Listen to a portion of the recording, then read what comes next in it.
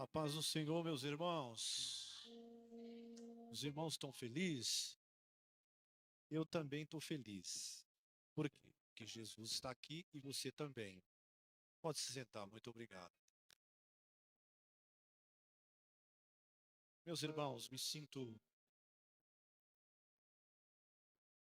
alegre, feliz por estar aqui na igreja a qual nós amamos, aprendemos a amar os nossos irmãos e acredito também que é recíproco para conosco também.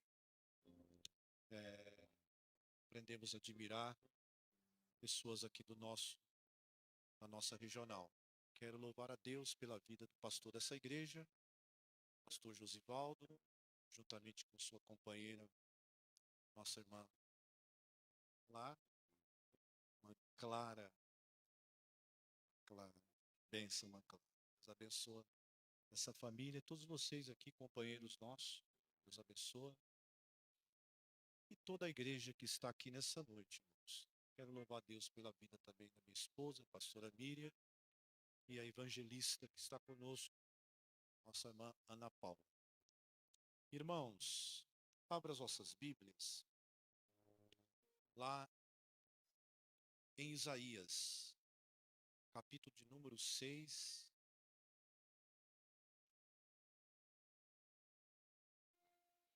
versículo de número 1.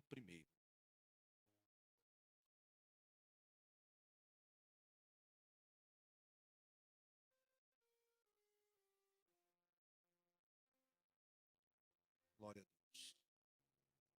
Tá bonita a igreja, viu? E o púlpito. Eu até falei aqui, se eles quiserem doar essas cadeiras para a gente lá na Decocaia, será bem-vindo.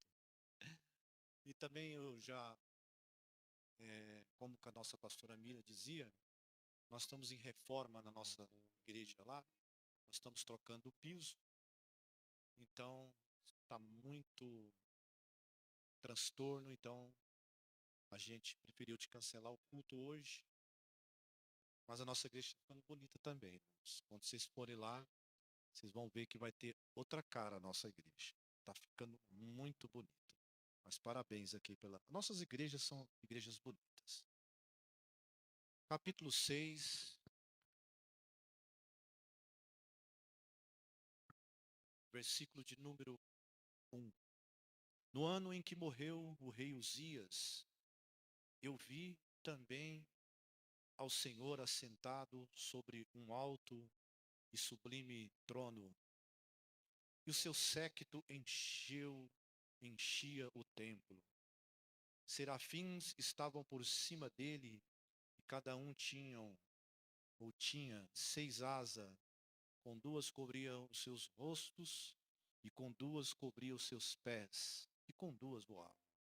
Clamavam uns aos outros, dizendo: Santo, Santo, Santo é o Senhor dos exércitos. Toda a terra está cheia da sua glória. E os umbrais das portas se moveram à voz do que clamavam, e a casa se encheu de fumaça. Então disse eu: Ai de mim, pois estou perdido, porque sou um homem de lábios imundos e habito no meio de um povo de impuros lábios. Os meus olhos viram o Senhor dos exércitos. Porém, um dos serafins voou para mim, trazendo na sua mão uma brasa viva que tirara do altar como uma tenaz. E, como a brasa, tocou a minha boca e disse: Eis que isso tocou seus lábios, a tua iniquidade foi tirada, expiada o teu pecado. Depois disso, ouvi uma voz do Senhor que dizia: A quem enviarei? A quem há de ir por nós? Então disse eu: Eis-me aqui, envia-me a mim. Pai, nós oramos por essa palavra. Que o Senhor, diante da sua igreja, venha nos descortinar verdades ocultas que o Senhor está disposto a revelar a nós. Ilumina minha mente e abra os corações e os ouvidos para que sejam receptíveis às verdades que o Senhor quer falar nessa noite. Guarda os nossos corações e sentimentos, Pai, através da sua palavra. Somos meros instrumentos que o Senhor quis usar para transmitir a tua palavra, que confronta, que nos direciona, que nos dá todo o norte, rumo para a nossa vida. Essa é a tua palavra. E a cada dia que a leio, encanto por ela, pois ela é meu norte, ela é meu mapa, ela é meu guia para este mundo, Senhor. Muito obrigado, Pai, em nome de Jesus. Meus irmãos, é tolice de achar que Deus, ao criar o mundo, saiu da história. Deus que cria e não governa e não sabe governar não é um Deus inteligente. O nosso Deus cria e é um Deus inteligente. É um Deus que está inserido dentro da nossa história. Só que é o seguinte, dentro das entrelinhas da história humana, talvez é pouco perceptível para nós entender que ponto que Deus está e que ponto que Deus não está. O sofrimento é uma causa dessa. Nós questionamos muito se Deus está no mundo porque existe sofrimento. Mas essa é uma maneira, uma forma de Deus trabalhar quando o pecado entrou no mundo. A primeira ideia desse texto, quando Isaías está diante de uma condição talvez muito péssima do seu ministério profético, está muito desencantado, porque às vezes nós desencantamos. Por quê? Porque somos homens. Às vezes nós desencantamos. Às vezes se frustramos, se decepcionamos. Quem é que não chora, irmãos? Jesus chorou. Quem é que não se frustra? Jesus se frustrou. E muitas vezes nós achamos que Deus, ele perdeu as rédeas das coisas. E talvez por se tornar ou por se condicionar dentro de uma situação em que o profeta estava vivendo, talvez seria a última esperança de dizer assim, eu vou ao templo. E talvez seja essa a minha última esperança. E eu abro um parênteses dentro mesmo dessa aplicação. Pode ser também aplicando, pregando e aplicando. Talvez você está aqui nessa noite. Talvez seja da minha parte um jargão que você sempre ouve a mesma coisa. Talvez você veja aqui esperando uma resposta de Deus. Eu quero dizer a primeira coisa que o profeta Isaías viu nessa visão é que Deus estava sentado.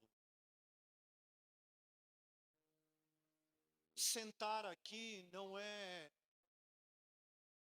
passividade, indiferença, descaso. Não, não é isso. Com Deus não é isso. Sentado aqui é símbolo que Deus está no controle. Que Deus está no governo das coisas. Ele vê a primeira característica de Deus, que Deus está sentado num alto e sublime trono. É interessante essa palavra alto. A maior expressão que você pode entender de chamado de criação conhecida, José, É mais José. Que você pode conhecer e que você jamais conheceu e que talvez você possa conhecer um dia.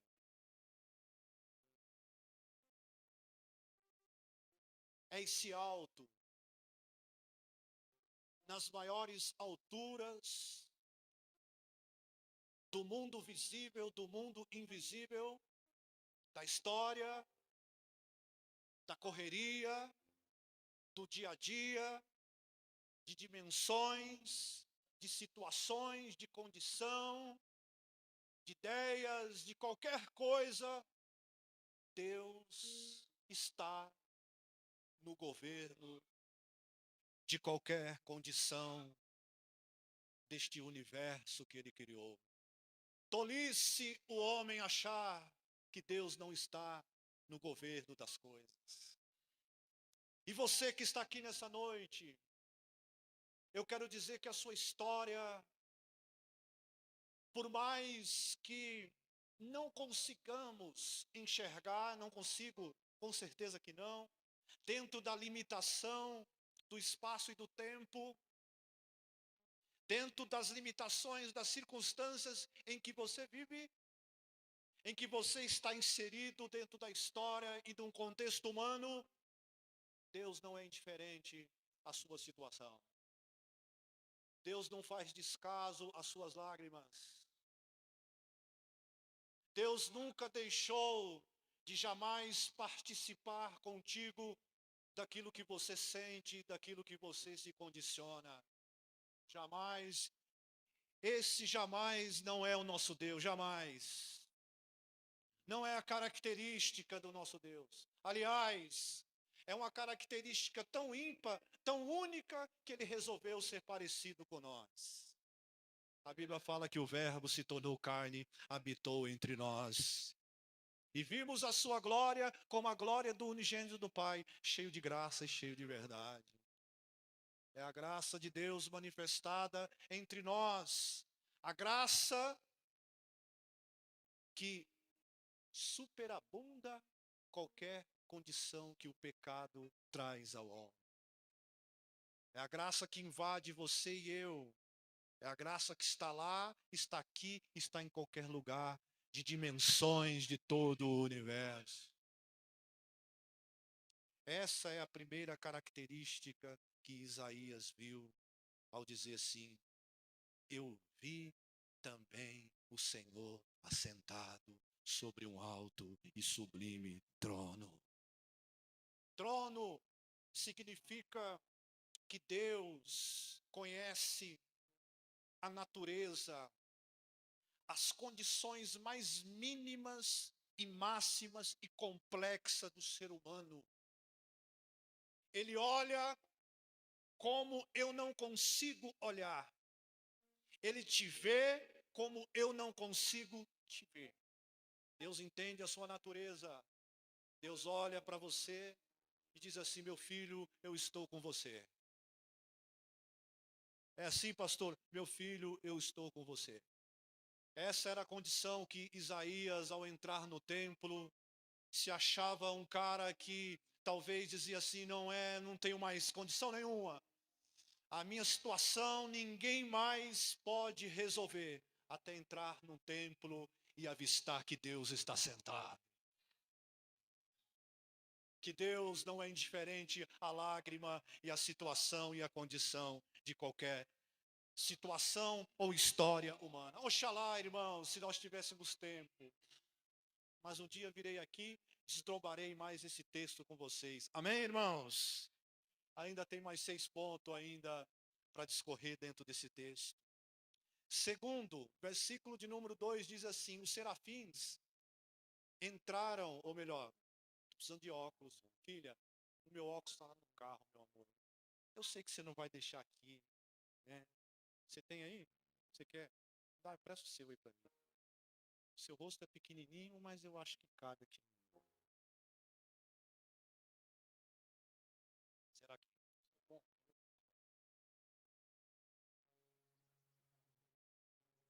Estou achando que você é pior do que eu.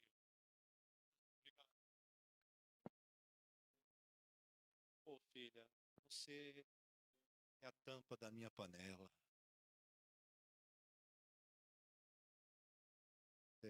Mais ou menos.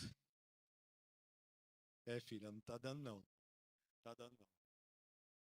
Tá, vamos lá, vamos experimentar aí. Vamos experimentando aí até a gente achar uma. Melhorou. Melhorou. Vamos lá. Versículo de número 2. Os serafins estavam por cima dele. Cada um tinha 6 asas e com 2 o quê? Cobriam seus rostos e com 2 cobriam seus pés e com 2 voavam.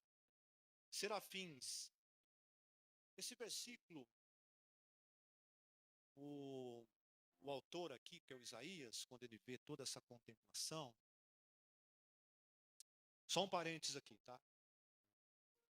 Irmãos, toma muito cuidado, que eu acredito muito em anjos, tá? Mas eu prefiro ver mais Deus do que anjo, irmãos. E a primeira contemplação aqui que ele viu foi Deus. Eu vi o Senhor assentado sobre um alto e sublime trono. As pessoas destacam mais a figura dos anjos hoje na igreja. Hinos, irmãos, um parênteses aqui, tá? Tá rodeados de anjos. Cuidado, Paulo diz, cuidado com cultos aos anjos. Muito cuidado isso. Depois que ele vê os anjos, né? Depois os serafins entraram, ou melhor, estavam por cima dele e cada um tinha o quê? 6 aqui, irmãos, é um símbolo da criação. A criação, ela terminou em quando? No 6º dia, né? E no 7º, Deus descansou. 6 aqui é o símbolo da criação. E lá no capítulo de número 4 de Apocalipse, vai dizer que esses seres, eles tinham 4 expressões. Primeiro parecia um bezerro, um de leão, um de homem e o outro de bezerro, leão, e outro de águia, né? Isso, e o outro de águia. Bezerro, leão, águia e homem. Interessante, né? Como que a Bíblia ela vai se ajustando, né? Aqui não fala, mas lá em Apocalipse, capítulo 4, depois você pode ler na sua casa lá. Vai falar as expressões desses seres. O que eu aprendo aqui, irmãos? Que esses seres aqui celestiais, eles são símbolos de adoração. Esses seres aqui não estão pedindo adoração para si. Esses seres aqui estão pedindo adoração para quem? Eles estão apontando para quem? Eles são símbolo do quê? São símbolo da criação que se convoca para adorar aquele que está sentado sobre o trono. É o símbolo que toda a criação está, de certa forma, representado por esses serafins, que toda a criação deve a este Criador adoração.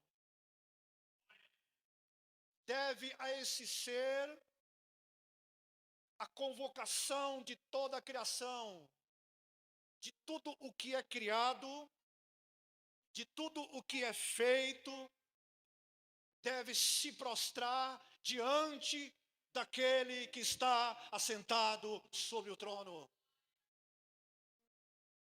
Amém? Por isso, a maior característica do homem é conhecido quando ele contempla e é convocado para que ele participe dessa adoração. E Deus nessa noite se importa com a sua adoração. Pastor, Deus se importa com a adoração? Importa com a sua adoração. Deus quer, de uma forma ou de outra, que toda a criação deste universo expresse de alguma maneira adoração a este Deus. Porque ao contemplar aquilo que Ele é, me vem a não ser adorar aquele que fez toda essa a criação. Você foi feito para ser um adorador. Pastor, só isso? Só isso? Tudo isso, nós somos feitos para adorar o Criador. A cada contemplação de quem Deus é, a gente admira dentro da complexidade dessa criação, e nós, num envolvimento só, começamos a atribuir adoração ao nosso Criador.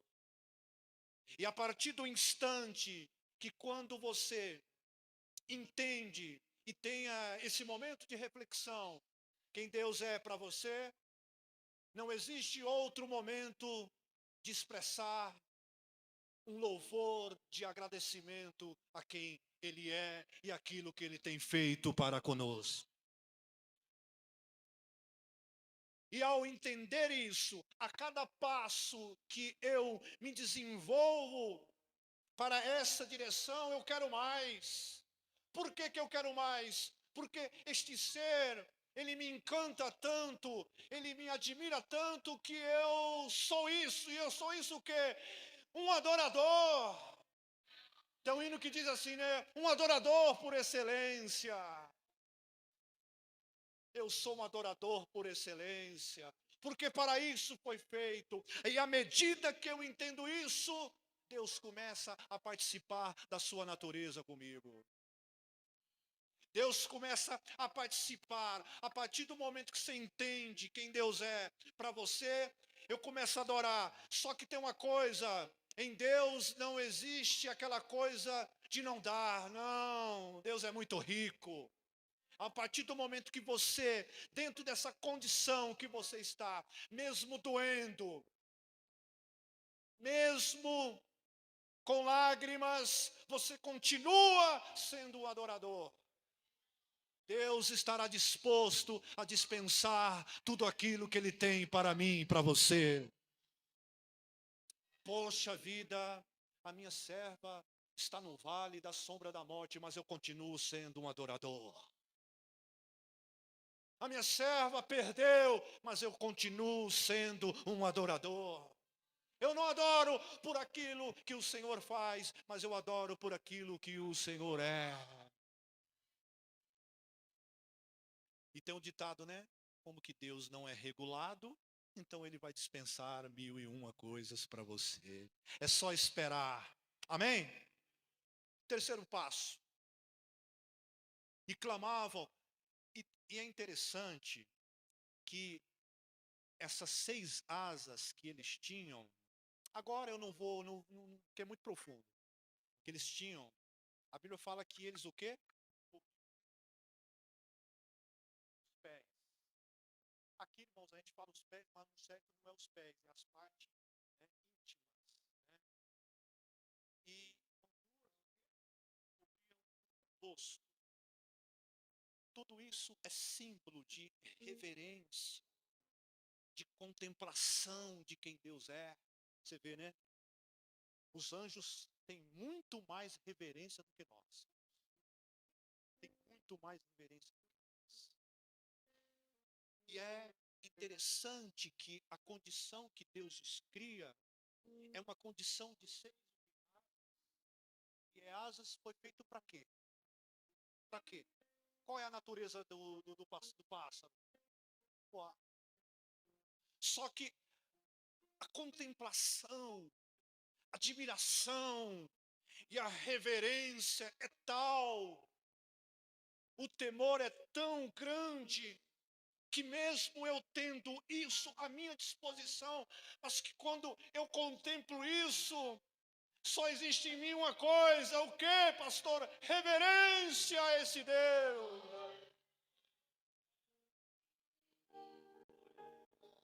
Eu tenho uma admiração, você pode fazer, só que é o seguinte, ele é tão grande e significativo para mim, que eu abdico de certa coisa, porque ele é grande demais para mim. Olha que interessante, hein? Das 6, só 2 eles usam do que é natural. Sabe o que eu aprendo aqui? Sabe o que eu aprendo aqui? Uma coisa, presta atenção aqui. Eles mais ofereciam do que queriam. Eles mais ofereciam do que queriam. Sabe aquela coisa que às vezes a gente só vai na casa de Deus só para... Quero extrair, né? Quero extrair do reino. Quero extrair. Não tem importância. Mas quando eu entendo quem Deus é para mim, tudo o mais some, tudo mais desaparece, só Ele aparece. Ele é o centro de toda a atenção deste universo. E aquilo que é propriamente meu, aspas, eu não me condiciono para mim, mas condiciono para Ele. Por quê? Porque tudo é dele, para Ele, e por Ele são todas as coisas. Tudo é dele. Quem disse que esse carro aí é seu, camarada? Quem disse que esse trampo aí é seu? Quem disse que essa carteira aí é sua? Quem disse isso? Quem disse que o marido é seu? Quem disse que o filho é seu? Tudo é dele. Oferece para ele. Tudo é para cima. E os anjos entendiam muito bem disso. Amém? Reverência, humildade, ao contemplar aquilo que Deus é. Versículo de número 4. Dentro dessas experiências cósmicas, que aqui como que eu posso falar? Aqui é uma experiência que o Isaías está tendo, transcendental. É assim, no mesmo momento em que ele entra no templo, que ele vai ao templo, é uma experiência que é laica, tá? É como se fosse uma coisa que Deus tivesse mostrando para ele, esse templo aqui. A gente está entendendo que não é o templo aqui físico, é lá em cima. Que até então a Bíblia fala que o séquito enchia toda a glória do templo. Não é a glória do templo de Jerusalém. Cara, não é. É a glória divina. Então, assim, essa contemplação que ele estava tendo antemporal, vamos dizer assim, ele estava contemplando algo espiritual, irmãos. Amém? Está contemplando uma realidade, muito lindo isso. Ele está contemplando uma realidade para cima. Até então ele estava avistando Deus sentado no trono e os anjos acima. E o séquito enchia que templo? Não é o templo lá de Jerusalém, é o templo dos céus, irmãos. Amém? Coisa, uma cosme, visão, uma coisa muito maravilhosa. E os umbrais das portas se moveram. Ela pode ser entendida tanto um quanto o outro. Mas a aplicação maior é no sentido espiritual. E os umbrais da porta se moveram da voz. Aqui o culto termina 8h30?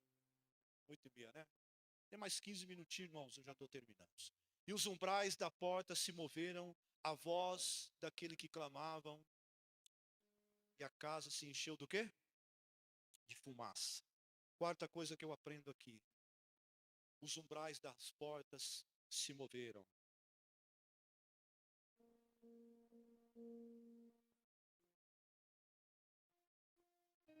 A voz de Deus, ela é tão significativa e tão importante. Presta atenção naquilo que eu vou falar.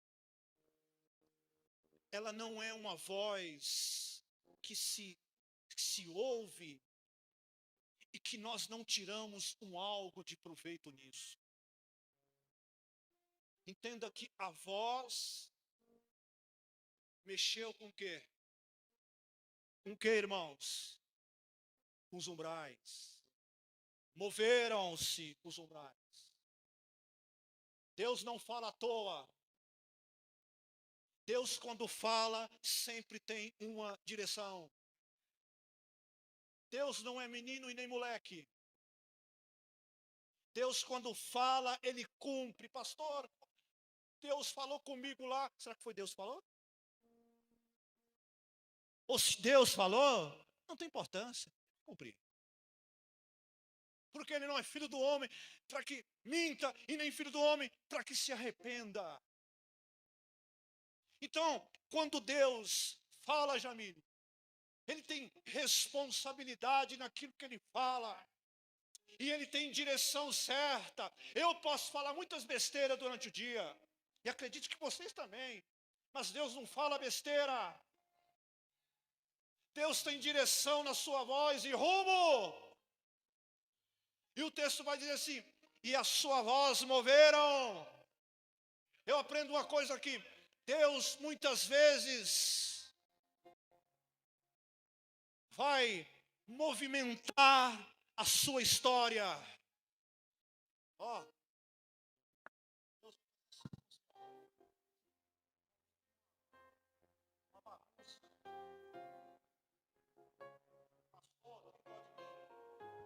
A sua voz moveram os umbrais do templo. Só que não se preocupe. Qualquer mover de Deus na minha e na sua vida tem um significativo.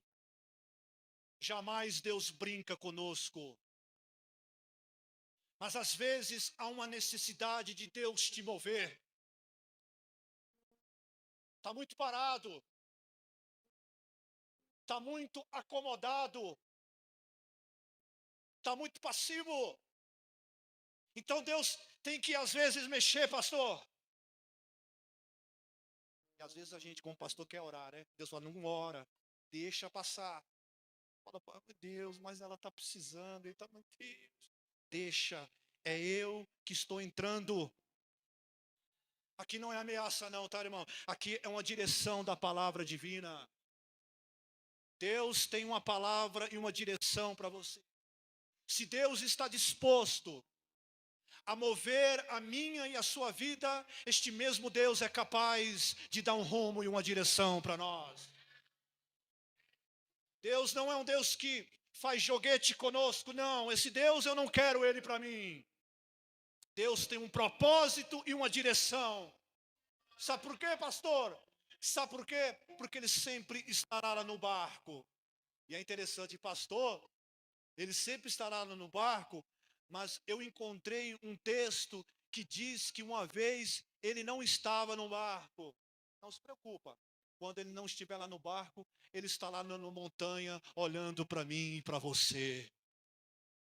Estará sempre à disposição e à nossa direção. Por quê? Porque jamais eu te abandonarei e te deixarei. Aleluias. Então ele vai mover, mas fica tranquilo. Ele tem uma voz, ele tem um norte, ele tem um rumo, ele tem uma direção para mim, para você. Quinto, então disse eu, ai de mim. Porque o quê? Porque estou perdido, porque sou um homem de impuros lábios e habito no meio de um puro lábios. Os meus olhos o quê? Viram o Senhor dos Exércitos. Quinto, toda e qualquer contemplação divina tem que haver não só no aspecto de uma admiração por aquilo que Deus é, sim, está inserido nisso.